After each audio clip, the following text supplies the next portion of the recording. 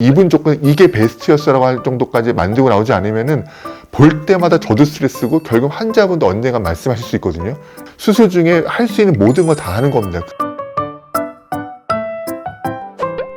안녕하세요. 성형외과 전문의 최규진입니다. 오늘은 그동안 다루어보지 않았던 주제에 대해서 말씀드려보려고 하는데요. 원장님, 가슴이 큰 사람이 대부분 유륜도 큰 이유는 무엇인가요? 제가 뭐 발생학적으로 공부를 해서 드리는 말씀은 아니고요. 다 같이 발달하신 거죠. 가슴이 크신 분들이 뭐 지방도 많고 유선도 많고 겉에 피부도 많고 그러다 보니까 유륜도 같이 다 발달해 있고 유두도 같이 크신 분도 있고 심지어 막 겨드랑이까지 막 볼록하게 발달하신 분도 있고 그 연장선상으로 옆구리까지 같이 늘어진 분도 많고 그러니까는 그 근처 일대가 다 어떤 이유에서 활발한 증식과 무한 계속 그 분열을 하면서 조직량이 많아진 거죠. 또는 스트레칭 효과, 피부가 굉장히 탄력이 있진 않거든요. 옷이나 고무줄도 어느 한계 이상을 늘려버리면 이제 그냥 확 늘어나 버리잖아요. 탄성 잃어버리고 내 피부도 적당한 볼륨을 감당했을 때는 이렇게 버티고 있는 거지 한계 이상으로 계속 안에서 증식해버리면 이제 피부도 완전히 그 잡고 있는 능력을 상실하거든요. 그러면 이게 쭉 늘어나 버린 거죠. 유륜도 이만큼 버티고 있었던 그 장력이 없어지고 쭉 퍼져버리는 거죠. 그런 원리인 것 같아서 가슴이 크고 퍼지고 늘어지신 분은 유륜도 같이 퍼져 있는 경우를 대부분 동반해서 보게 됩니다. 가슴이 작은데 유륜이 크신 분들도 계시잖아요. 물론 그런 또 특이한 경우도 있죠. 왜 그렇게 발달했는지 모르겠지만은 가슴은 작은데 유륜만 큰 분, 또는 가슴은 굉장히 큰데 유륜은 되게 조그만 분, 그런 게 여러 가지 케이스가 있는데 왜 그런지까지는 모르겠어요. 여러분들이 임신을 하시고 수유하시면 난 원래 유륜이 이러지 않는데 이렇게 확 커졌다는 경험하시거든요. 왜 그때 유륜 근처에 막 색소가 막 이렇게 발달하면서 커지는지 그 발생학적 기전까지는 제가 다 이해를 못 하겠는데 모유 수유 기능이 강조되는 시기잖아요. 그 부위가 뭔가 부각되고 발달하고 이런 시기가 호르몬을 통해서 영향을 주는 것 같아요. 그러다 보니까는 많은 분들이 그 시기에 유륜이 많이 이렇게 커지고 진해지는 걸 경험하세요. 출산이 끝난 다음에는 다시 이렇게 조그매지고 색깔이 빠지고 임신 수유 전처럼 다시 이렇게 예쁜 유륜으로 돌아가지는 또 않는 안타까움이 있죠. 사람마다 유륜색이 다른 이유는 무엇인가요? 색깔이 다른 이유도 정답이 없죠. 왜 저는 이렇게 시커멀까요? 저 태어났더니 이렇게 시커멓게 태어났어요. 근데 어떤 사람은 굉장히 뻘고 하얗잖아요. 왜 그런지는 아무도 모르죠. 그렇게 태어난 거니까. 우리나라에서는 이렇게 뭐 아주 핑크빛으로 이렇게 연분홍 막 그런 유륜이 거의 없는 것 같아요. 근데 유륜의 경계가 이제 모호할 정도로 희끄무리한 그런 유륜을 갖고 계신 분도 계시고 대부분은 좀 다크한 그 브라운에 가까운 그 유륜 색깔 갖고 계시잖아요. 그게 가장 평균치인 것 같고 어떤 분은 정말 새카만 분도 계세요. 그만큼 다 다르고 당연히 너무 새카만 분들은 되게 스트레스 받아 하세요. 그래서 이걸 색깔을 바꾸는 수술이 있나요? 아니면 축소라거나 유륜을 줄이면 색깔이 바뀌나를 물어보시는데 안 바뀝니다 라고 말씀드리고 너무 진한 유륜색이 창피하다고 막 타투를 해가지고 분홍색으로 바꾸는 분도 있는데 검은 거 위에다가 밝은 색이 들어가 봤자 이렇게 생각보다 밝게 안 보입니다. 저도 타투에 관심이 많았던 의사인데 별로 안 권해주고 싶어요. 그런 노력은. 가슴이 작은데 유륜만 큰 경우 유륜 축소 수술만 할 수 있나요? 이럴 때 쓰는 게 유륜 절개죠. 큰 원 열어서 목표치 원만 이렇게 그려놓고 큰 원을 목표치인 작은 원에다가 쪼아 꼬매는 거. 유륜을 축소했다 이렇게 얘기하는 거고 정말 잘 선택해서 하면은 되긴 합니다. 저도 이렇게 수술을 아주 가끔 하는데요. 요즘에는 이제 안 하려고 합니다. 이런 수술은. 저는 결과치를 신뢰하지 않기 때문에. 넓은 피부의 이 길이를 작은 원호에다가 맞춰 꼬맨다는 게 일단 무리입니다.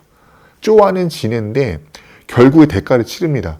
길이가 맞지 않은 거 억지로 쪼아 꼬맸기 때문에 실의 힘이 나중에 풀리면 끼어 지나면 녹는 실은 다 없어지거든요. 더 이상 실이 붙잡고 도와줄 힘이 없잖아요. 그러면은 바깥에서 억지로 쪼아놓은 이 피부가 이제 잡아당깁니다. 이렇게. 그러면은 우리는 요만하게 쪼아놨다고 생각했지만 시간 지나면서 이렇게 스트레칭 되는 거죠. 쪼아놓는 인위적인 행위를 해놨기 때문에 그게 도로 이제 풀리기 시작하면 이제 어마어마한 결과가 초래되는 거죠. 다른 절개 안에 유륜만 축소하는 방법이 있긴 있는데요. 큰 원과 안의 지름의 차이가 너무 크지 않을 정도일 때 시도해 볼 수 있는 거고 유륜만 줄였으면 좋겠는 경우에도 대부분 수직선까지는 엽니다. 그래야 유륜으로만 가는 스트레스를 줄이고 그 스트레스를 수직에서 나눠 가져줘야 절개선의 길이는 길어졌지만 받는 스트레스가 줄어서 각각의 퀄리티가 좋습니다. 그리고 절대로 안 건드려도 될 것 같은 아주 이상적인 분들은 없어요. 결국엔 어느 정도는 빠져있고 퍼져있고 쳐져있기 때문에 수직 절개로 그거를 모아주는 것만 모양이 좋아지거든요. 그래서 절개선이 들어간 건 너무 막 안타깝고 하고 막 걱정할 게 아니고 열어서 얻는 게 맞으면 여는 게 더 낫습니다. 결과는. 가슴이 작은데 유륜이 큰 분들은 유륜의 잔재가 더 남을 가능성이 있나요? 매우 그렇습니다. 우리가 유륜의 잔재에 대한 얘기를 굉장히 많이 다루는데, 자, 가슴이 막 커서 막 이렇게 출렁출렁하고 막 이렇게 유동성 있는 그런 가슴이 있잖아요? 그러면은 잘라낼 수 있는 폭도 많아요. 왜냐면 이렇게 당겨와도 여기서 당겨올 필요가 많으니까는 유륜이 되게 커도 웬만하면 다 자를 수 있어. 근데 가슴이 되게 단단하고 피부도 짱짱하고 큰 분들이 많이 못 줄이거든. 유륜이 여기까지인데 여기까지 맞으면 잘라주시면 안 될까 요청하실 수 있는데 그것까지 잘랐다가 피부가 안 닫아지는데 여유가 없어가지고. 가슴이 그렇게 크지 않고 여유가 많지 않은데 유륜만 큰 경우가 다 제거가 안 되는 거예요. 유륜이 넓으신 분들은 어느 정도는 좀 미리 마음에 각오를 하셔야 돼. 유륜이 다 안 없어질 수도 있다. 축소 거상 수술을 하면 당연히 유륜 축소도 같이 진행하는데 예쁜 유륜을 위해서 원장님은 어떤 노력을 하시나요? 어마어마한 노력을 하죠. 기본적으로는 이 팔꿈치와 겨드랑이의 중간 정도의 높이에 유두가 오도록 하는 게 상식인데 이것조차 항상 맞출 수가 없어요. 기존의 밑주름이 우리가 만들고자 하는 그 이상적인 유두의 위치에 이미 밑주름이 시작되는 분들이 있고 밑주름이 저 밑에서 출발하는 분들이 있어요. 거의 막 가슴이 저 아래 붙어 있는 거지. 밑주름이 거의 막 여기서 출발하는 분들이면 엄청 가슴이 길어 보여요. 근데 실제로 가슴이 여기서부터 저기까지 처진 게 아니라 여기서 붙어 있어서 이렇게 처진 거라 요만큼만 처져 있거든, 실제로는. 근데 정면에서 보면 되게 많이 처져 있는 것처럼 보이는 거지. 이런 분들 되게 많습니다, 의외로.